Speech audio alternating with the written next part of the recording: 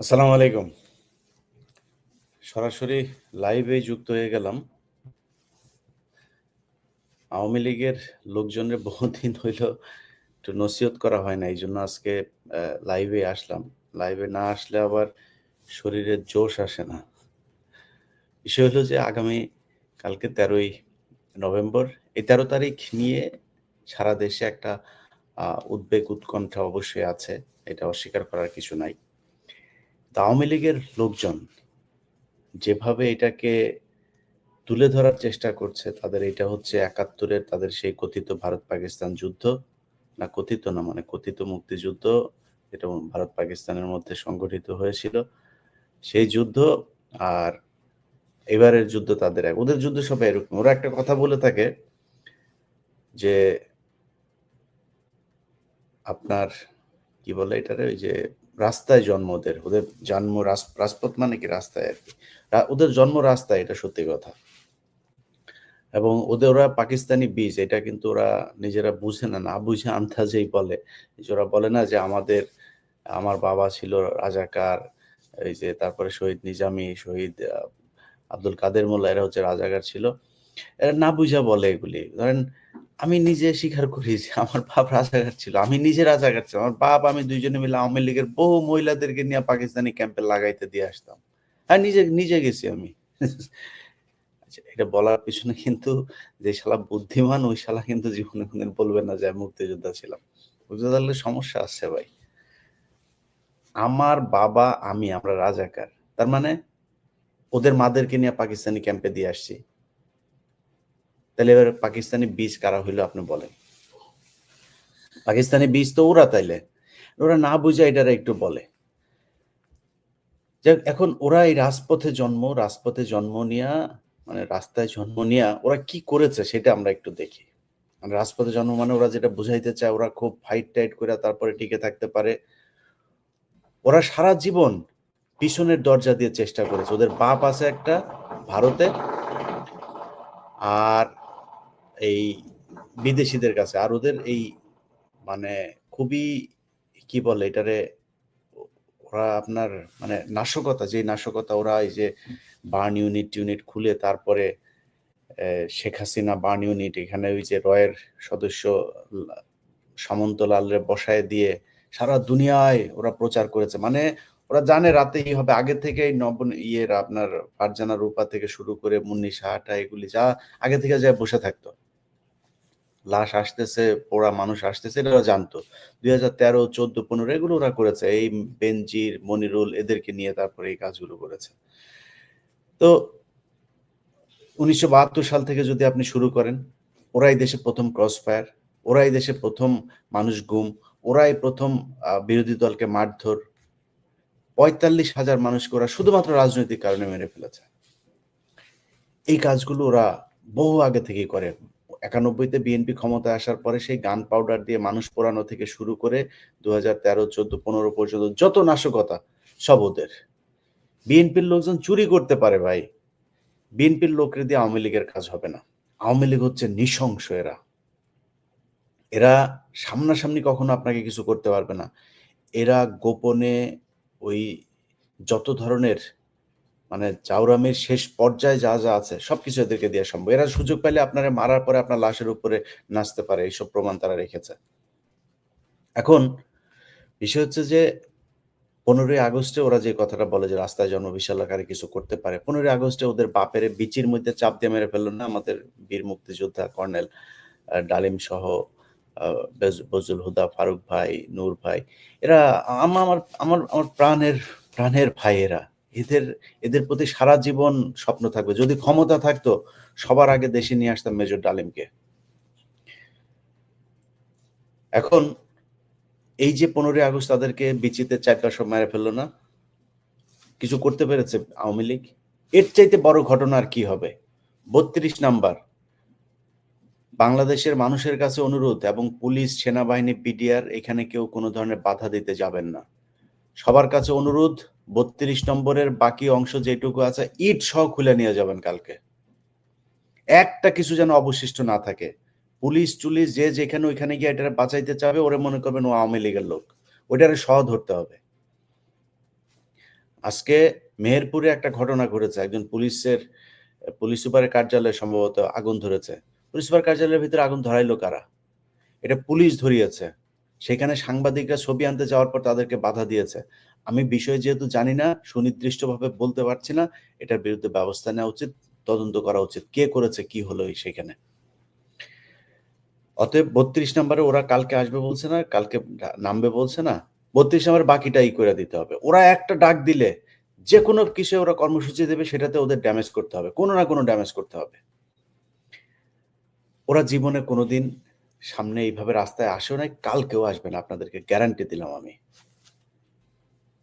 কিন্তু প্রশ্ন হয়েছে যে আমাদের যে প্রশাসন, তাদের প্রস্তুতি কতটুকু? আপনি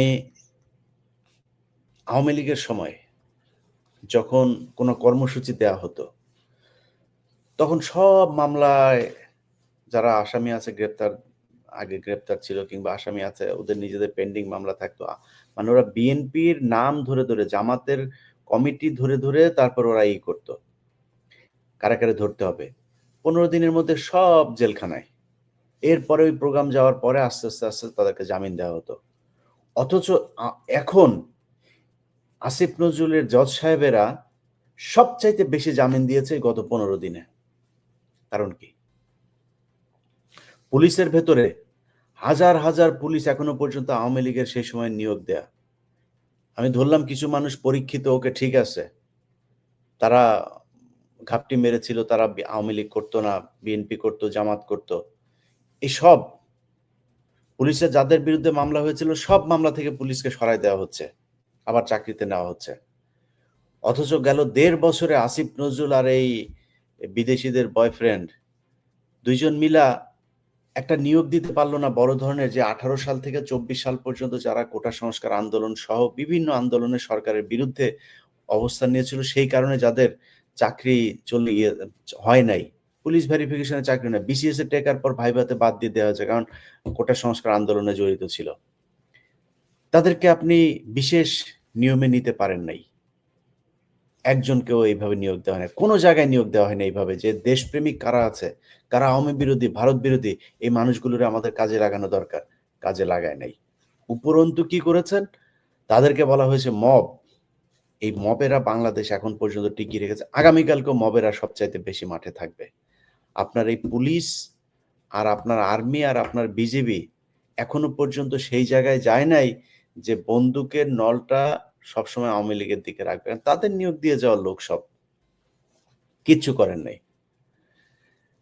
এখন আগামীকালকে কি হবে সেটার কিছু নজির আপনারা গেল 2-3 দিন দেখছেন। ওরা সেই গান পাউডার, সেই আগুন, সেই জ্বালাও পোড়াও, আওয়ামী লীগের পুরাতন অস্ত্র যেগুলো, সেগুলো তারা ব্যবহার করা শুরু করেছে। এখন আপনাদেরকে চিন্তা করতে হবে তাদেরকে কিভাবে মোকাবেলা করবেন। এটা হাসি তামাশা রসাত্মক বিষয় না। এটা আওয়ামী লীগের সময় বিএনপি জামাতের লোকজনের অভাব ছিল আপনার মনে হয়? কেন বিএনপি জামাতের লোকজন নামতে পারে নাই? নামলেই গুলি। কালকে চিটাগাংয়ের পুলিশ কমিশনার বলেছেন যে অস্ত্রসহ সন্ত্রাসীদেরকে দেখলে দেখা মাত্র গুলি। 2-1টা পত্রিকা সেটা শিরোনাম করেছেন, মানে নেগেটিভ ভাবে অ্যাপ্রোচ করা হয়েছে, উপস্থাপন করা হয়েছে সেটা। তো চিটাগাংয়ের পুলিশ কমিশনার কি বলবে? অস্ত্রধারী সন্ত্রাসীদের দেখলে বুক পেতে দাও পুলিশ, তাই বলবে? প্রতিটা পুলিশ কমিশনার, প্রতিটা পুলিশের এসপি কে এই ঘোষণা দেওয়া উচিত। অস্ত্র নিয়ে আওয়ামী লীগের সন্ত্রাসী দেখা, ওরা ওরা বাংলাদেশের মানুষ না, ওরা ভারতের মানুষ, ওরা বাপের বাড়িতে চলে যাবে, ওদের মারে যেখানে নিয়ে গেছে সেখানে। আমরা এখানে বসে যখন এই গত 15 বছরে আমরা, বিশেষ করে গত 5 বছরেই তো আমরা বেশি কথাবার্তা বলেছি, ওরা খুব ব্যঙ্গ রসাত্মক করে বলতো আমরা বিদেশে বসে তারপরে কথা বলছি, দেশে আয়। খুব মিল পাই ভাই। আমরা যখন কথা বলতাম না, আমরা কিন্তু কোনোদিন এই গেল 2 দিনে আপনি দেখেন নাজমুল তারেক, ওই যে আপনারা কি নামে ডাকেন যেন ওরে, আমি আর ওই নামে ডাকতে চাই না। আল্লাহ সবাইকে সৃষ্টি করেছেন সেই কারণে। এই নাজমুল আলম সিদ্দিকী সে বলেছে যে কি নাকি ভাইঙা ফেলবে রাস্তায়, না খুব বাজে ভাষা, এটা বললাম না। নাজমুল, যেটা তুই লিখেছিস ওইটা ভাঙবি, ওইটা তোর মা বোনদের ওইটা ভাঙা হবে। আসিস, আসতে বলিস তোর লোকজনরে। তোর বাপ ভাই বোন যা রেখে গেছিস দেশে, ওগুলি সব এখন সারাদিন বউ বাচ্চা নিয়ে টেনশন করে আর বুদ্ধি করে যে কেমনে কালকে গিয়া বিএনপির ওই নেতারে আর জামাতের ওই নেতারে গিয়ে হাতে পায়ে ধরে বলবো, ভাই আমরা আওয়ামী লীগ করতাম না, ভাই আমি তো ভুলে করেছিলাম, ভাই আমার তো ব্যবসা ঠেকানোর জন্য করেছিলাম, ভাই আমি কিন্তু মনে প্রাণে জিয়ার সৈনিক। তোদের লোকজনের সারাদিনের এখন প্রস্তুতি একটাই, কেমনে জামাত হবে, কেমনে এই ইয়ে হবে, বিএনপি হবে, এটাই তোদের এখন মূল টার্গেট। সেই লোকগুলি কালকে রাস্তায় নেমে আসবে, সেটার চামড়া উড়ায় ফেলবে ধইরা। আসতে বলিস। এখন আমরা ওই যে কথাবার্তা বলতাম না, আমরা কি কোনোদিন বলছি নাকি যে ভাই তোর রাস্তায় আসিস আমরা তোরা এইটা করে ফেলবো? আমরা তো এইগুলি বলি নাই ভাই। আমরা জনমত গঠন করেছি। তোরা জনমত গঠন করতে পারছিস?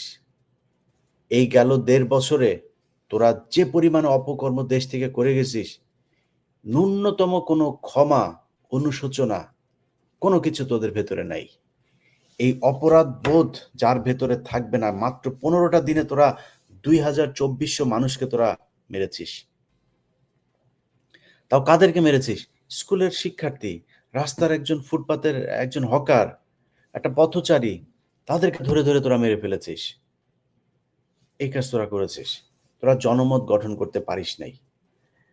এখন আমরা যেগুলি বলতাম, সেগুলি বলার পর তারা খুব ব্যঙ্গ করতো। বিদেশে বসে কথা বইলা ই করা যাবে না। বিদেশে বসে তোদের আব্বা না বলে পাকিস্তানে বসে দেশ স্বাধীন করে দিয়ে গিয়েছে। আমরা আমেরিকায় বসে তারপরে দেশ স্বাধীন করেছি। এই দেশের এই যে জনমত দেখছিস না, এই জনমত আমরা তৈরি করেছি। কোনো দেওয়ার দরকার নেই, রেকগনিশন দেওয়ার দরকার নাই। যে মানুষ জানে কে কি করেছে, সেটা মানুষ জানে। তোদের সাথে কথা বলছে যেহেতু, এখন আর অন্য তর্কে না যাই। তোরা এখনো পর্যন্ত যা করেছিস সেগুলি অস্বীকার করছিস, আবার সেগুলি করবি সেটা স্বীকার করছিস। তোদেরকে এই ধরনের কর্মসূচি কে দিতে বলে আমি জানি না, প্রতিটা কর্মসূচিতে তোদের ড্যামেজ হবে। এখন এই যে নতুন করে তোদের নির্বাচনে আনা টানা যা যা কথাবার্তা হচ্ছিল না, এখানে তোরা শেষ পেরেকটা ঢুকাইলি। অতএব আমি বাংলাদেশের প্রশাসন, সরকার, সবার কাছে একটা জিনিস বলি, আওয়ামী লীগ মনে করেন হাইপোথেটিক্যালি আমি একটা কথা বললাম, মনে করেন আওয়ামী লীগ ব্যাক করলো, কারণ আমি এখন আসিফ নজরুলের বিরুদ্ধে কথা বলি। আসিফ নজরুল যত কিছুই বলুক, যত চেষ্টাই করুক, আসিফ নজরুল তোমার পাছার চামড়া থাকবে না একটাও। তুমি কই যাবা? এইখানে আসবে আমরা পেড়াবো। দেশে থাকবা আওয়ামী লীগ, কই যাবা? আসিফ নজরুল কত টাকা তুমি কামাইছো, যত টাকা কামাও, পৃথিবীর কোথাও যা শান্তিতে থাকতে পারবা না। ইউনুস তো এমনিতেই বিদেশি গার্লফ্রেন্ড নিয়ে থাকে, ইউনুসের সমস্যা নেই, ওরা আমরা পাবো না, ওরা ও বাঙালি পট্টিতে আসেও না, বাঙালিদের সাথে ওর চেনেও না, যায়ও না, থাকেও না। ইউনুসের হিসাব বাদ। ইউনুস কি চায় আল্লাহই জানে ভাই, এই সরকার যে আসলে কি চায়। এরা কিছু কিছু জিনিস দেখে না, এরাও তো আওয়ামী বিরোধী, আবার কিছু কিছু কাজ করে, কি করে না করে বুঝি না। তো ওদেরকে বলবো যে দমন করলে কঠোরভাবে দমন করতে হবে। এই আসিফ নজরুল সব লোকজনরে আপনার রাস্তায় ধরা পড়বে, আর রাস্তায় ধরা পড়ার পর আপনারা একটু মজা করবেন। ওই যে ৩২ নম্বরে যেটা হইল, কিছু লোকজন আসলো সেখানে, তাদেরকে নিয়ে মজা করে, মজা করার না, মিশায় ফেলতে হবে মাটির সাথে। জামিন, জেলখানায় গেলেই জামিন পাওয়া যায়। আওয়ামী লীগ এটা বুঝতে পারছে যে জেলখানায় গেলে সমস্যা নাই, তখন স্লোগান দেয় জয় বাংলা, জয় বঙ্গবন্ধু। স্লোগান কেন দেয়? স্লোগান দেয় কারণ ওরা জানে জেলখানায় গেলে সমস্যা নাই, আবার বের হওয়া যায়, টাকাতে কিছু টাকা দিলেই বের হয়। সব জজেরা এগুলো করছে এখন, কিছু কিছু জজ ভালো আছেন। তো এই কাজগুলো কিন্তু হচ্ছে, যেই কারণে আপনাদেরকে সিদ্ধান্ত নিতে হবে, আপনারা আওয়ামী লীগকে আসতে দিতে চান নাকি চান না। আপনার সমস্যা আমার সমস্যা যদি এক হয়, তাহলে আমার সাথে আপনার বাধে কেন? আমি কি চেয়েছি? আমি চেয়েছি এই দেশে আওয়ামী লীগ শূন্য হইতে হবে, আওয়ামী লীগের বিচার হইতে হবে। যারা বিভিন্ন জায়গায় সচিবালয়, এখন পর্যন্ত সচিবালয়ের সব আওয়ামী লীগের লোকজন, এদের দিয়ে কি হবে? যেসব জজেদের বিরুদ্ধে ব্যাপক অভিযোগ ছিল, এই সিনহার সময় কিছু হিন্দু নিয়োগ দিয়ে গিয়েছিল, সব এখন বিভিন্ন জেলায়, ঢাকা থেকে সরিয়ে বিভিন্ন জেলায় তাদেরকে জেলা জজ হিসাবে নিয়োগ দেওয়া হয়েছে। আসিফ নজরুল করেছে এটা। তো আপনি কিভাবে চান যে আওয়ামী লীগের লোকজন জেলখানায় থাকবে? তাদের কিছু বলা হয় না। অতএব এটার ব্যাপারে পদক্ষেপ নিতে হবে। ২-১ টা কমেন্ট পড়লাম। আমি কমেন্ট দেখছি মাঝে মধ্যে চোখ যায়। সেখানে আওয়ামী লীগের লোকজন লিখেছে যে, "ভয় পাইছিস?" বুঝছেন? অবশ্যই ভয় পেয়েছে আওয়ামী লীগের মাদারবোর্ডেরা তোদের অবশ্যই ভয় পায়। তোরা তো সেই দল, রাজনৈতিক প্রতিহিংসার কারণে ৪৫,০০০ মানুষকে খুন করে ফেলছিস। একটা স্বাধীন একটা দেশের সদ্য স্বাধীন একটা দেশে। একটা দেশের ভেতরে একজন আলেম শুধুমাত্র ধর্ম প্রচারের কারণে তার ঘরের ছোট ৬ মাসের বাচ্চা সহ ঘরের ভেতরে ঢুকিয়ে তোরা বোমা মেরে ফেলেছিস। তোদেরকে ভয় পাওয়ার অনেক কারণ আছে। গান পাউডার দিয়ে মানুষ মেরেছিস। ছোট, ছোট বাচ্চারা রাস্তায় নেমে এসেছিল সড়ক আন্দোলনে, কোটা সংস্কার আন্দোলনে তাদেরকে পিটিয়ে যেভাবে রক্তাক্ত করেছিস, সবশেষ তাদেরকে হত্যা করেছিস। ২৪০০, ২,৪০০ মানুষকে তোরা হত্যা করেছিস। তোদেরকে ভয় পাওয়ার অনেক কারণ আছে। ব্যাপক হিংস্র তোরা। কিন্তু তোরা কখনো সামনাসামনি এসে তারপরে দাঁড়ানোর এই সাহস তোদের কখনোই হয় নাই, এখনো নাই। তোদের যদি মিনিমাম কোনো লজ্জা, শরম কিছু থাকতো, অন্তত মানে কমও যদি হইতো এক যুগ তোরা মানুষের সামনে মুখ দেখাইতিস না। এইভাবে মানুষ যায় রে। এইভাবে কোনোদিন মানুষ যায়? এমনে পলায় যায় মানুষ কেউ? কয়েক ঘন্টার মধ্যে পুরা বাংলাদেশ শূন্য করে দিলি তোরা। এরকম এক পলাতক দল আবার হুংকার দিস বিদেশে বইসা। আমাদেরকে বলতে আমরা নাকি পলাতক। এই বেটা আমরা পলাতক রে। কলারে ধইরা তোদের আওয়ামী লীগের, যুবলীগের লোকজনের কলারে ধইরা ভোট কেন্দ্রের মধ্যে আমি একা। হাতে পিস্তলও ছিল না, গানও ছিল না, কিছুই ছিল না। আমি একা। থাপড়াইছি, ওটা তো ক্যামেরায় নাই। ঘুষাইছি, যা লাথি মারছি, পেছনে পা হোগার মধ্যে লাথি দিছি। বাইরে এখান থেকে। এগুলো করছি, করে আসছি। ৫ তারিখে ২০১৪ সালে নির্বাচনে এই ফুটেজ সার্চ দিস। ইলিয়াস হোসাইন, ইটিভি, ২১ টিভি এভাবে সার্চ দিস পেয়ে যাবি সব ফুটেজ। দেখিস না এগুলি? দৌড়ায় কিভাবে পার করছে দেখিস না এগুলি? তো তারপরে কি করছিস? চাকরিচ্যুত করছিস, মামলা দিছিস। চাকরিচ্যুত দেওয়ার পরেও দেশে বিভিন্ন টেলিভিশন পত্রিকা যেগুলো ৩ গুণ ২ গুণ বেতন দিয়ে তারপরে নিতে চাইতো, তাদের অফিসে গিয়েছে। তারা অফিসে নেয় না। না ভাই গোয়েন্দা সংস্থা থেকে দেওয়া আছে। আমি কনক সারোয়ার চাকরির জন্য হন্যে হয়ে ঘুরেছি। কেউ নেয় নাই। সবাইকে অর্ডার দিয়ে দেওয়া হয়েছে যাতে আমাদেরকে চাকরিতে নেওয়া না হয়। তো কি করব? না খায়া মরবো? বিদেশে এসছি। বিদেশে তোদের মতো বর্ডার দিয়া পালায় এই দাড়ি মুছ কাইটা তারপরে তোদের এই লোকজনের মতো এভাবে পালাইছি আমরা। এয়ারপোর্ট দিয়ে এসছি। বিদেশে এসে কাজ করছি, কাজ করে খাই। সেই সাথে দেশের প্রতি যে দায়িত্ব সেটা পালন করি। তোরা যেইভাবে আসছিস, যেইভাবে তোদের বের করা হয়েছে, আর যেই অবস্থায় তোরা এখন আছিস, আরে ভাই আমাদের বের কইরা দিছিস, এইখানে আসছি, এইখানে এসেও আমরা তোদের বিরুদ্ধেই কথা বলছি। আমরা সেই বিএনপি, জামাত তাদের যে পলিসি যেগুলো নিয়ে আমাদের যেভাবে কথা বলা, আমরা সেই যেভাবে কথা বলছি এখনো সেভাবেই কথা বলি। বিএনপি জামাতের যেটুকু সমালোচনা করার দরকার করি। বাকিটা তাদের মতো করে কথা বলি। তোদের বিরুদ্ধে আমাদের অবস্থান যা ছিল, ওই অবস্থান ঠিক আগের মতোই আছে, এখনো এরকম থাকবে সারা জীবন। এখানে পিস্তল ধরলে একই রকম থাকবে। তোদের অবস্থাটা কি? তোদের লোকজন যাদেরকে এখন টাকা পয়সা, তোদের টাকা পয়সার অভাব নাই। রিজার্ভের কয়েক গুণ তোরা করছিস। বিদেশে নিয়ে গেছিস। ওগুলি দিয়ে এখন বিভিন্ন লোকজনের টাকা পয়সা দিস, দিয়া এখানে একটা বাসে আগুন, ওইখানে একটা গাড়িতে আগুন। এভাবে বেশিদিন চলা যাবে না। কারণ বিএনপি জামাতের লোকজন তো দেশ থেকে বাইর হয় নাই। তোরা সব বাইরে চলে এসেছিস। তারা মানে লুকিয়ে হোক, ওপেনে হোক, গোপনে হোক, যেমনিই হোক তারা রাস্তায় ছিল তাদের নেতাকর্মীদেরকে নিয়ে। তোদের সেই নেতাকর্মীরা কই যারা সংঘবদ্ধ করবে? যারা আছে দেশে ওদের তো সারাদিন কাটে আমি জামাত হব, আমি আওয়ামী লীগ, এই বিএনপি হব। এই গান গাইতে, গাইতে ওদের দিন-রাত কাটে। তো তুই সেই লোক পাবি কোথায়? কালকে আসবি। কালকে মাঠে নামবি, রাস্তায় আসবি। এত সাহস তোদের। যদি কালকে তোরা রাস্তায় নেমে দেখাইতে পারিস ৫০০ মানুষ এক জায়গায় হইছিস এবং সেইখানে ৫ মিনিট ছিল। তোরা যেভাবে মিছিল করিস মনে হয় দৌড় প্রতিযোগিতা। ওইখানে ওই যে ওসান বোল্ট আছে না? ওসান বোল্টরে যদি নাকি তোদের সাথে দাঁড় করায় দেওয়া যায়, ১০০ মিটারের দৌড়ে তোদের সাথে পারবে না। তোদের এত ভয়ঙ্কর রকমের দৌড় তোরা দিস, টাকা পয়সা দিয়ে কিছু ব্যানারটা নিয়ে জয় বাংলা জয়, কি হলো, কিছুক্ষণের মধ্যে এই জিনিস নাই। এই হয়েছে তোদের অবস্থা। এখন তোদেরকে পরামর্শ দেই কিছু, তোদের কাছে পরামর্শ হইলো মাপ চা, যা করছিস স্বীকার কর। এটা তোদের দিয়ে জীবনে সম্ভব না, কারণ তোদের ভেতরে, তোদের মস্তিষ্ক, তোদের চিন্তা ভাবনা যা কিছু আছে, এর সাথে পৃথিবীর কোনো মনুষ্য সমাজের কারোর চিন্তা ভাবনা মিলবে না।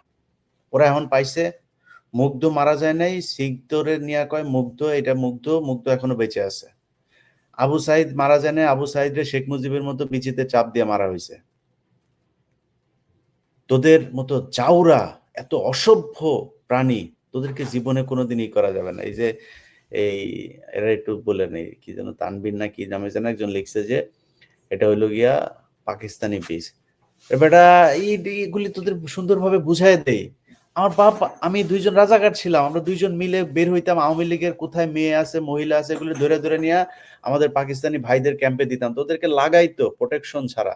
এরপরে তোরা পয়দা হুয়া, এই এত সুন্দর ডেফিনেশন এরা অ্যারিস্টটলও দিতে পারবে না। এই যে ডেফিনেশন দিয়ে রাখছে, এটা তোদের মাথায় যায় না, কানে যায় না কিছু। সো তোদের যদি লজ্জা শরম কিছু থাকতো জীবনে কোনোদিন আর কথা বলতি না। এখন আর বেশি কিছু বললাম না, 13 তারিখের প্রোগ্রাম কর। প্রশাসনের কাছে অনুরোধ থাকবে যে এদেরকে যেভাবে ব্যবস্থা নেওয়া যায়, পুলিশের কোন কোন থানায় কারা কারা এগুলো করছে, কোন কোন থানা লুজ দিয়েছে, কোন কোন থানায় ঘটনা ঘটেছে, তাৎক্ষণিক ওই থানার ওসিকে সরাইতে হবে ওইখান থেকে। যেসব জেলায় এগুলো করা হচ্ছে সেখানকার এসপি ওসি এগুলোকে সরাইতে হবে। যদি না করেন, আসিফ নজরুল সাহেব পাশার চামড়া একজনেরও থাকবে না। এমনে এই মজা দিয়া দিয়া তারপরে টাকা পয়সা পাবেন আর সব ভুলে যাবেন, এটা দেওয়া হবে না। ভালো থাকেন। আওয়ামী লীগের জন্য 13 তারিখের বাম্বু মোবারক থাকলো, কালকে ঈদ মোবারক লাইভ হবে।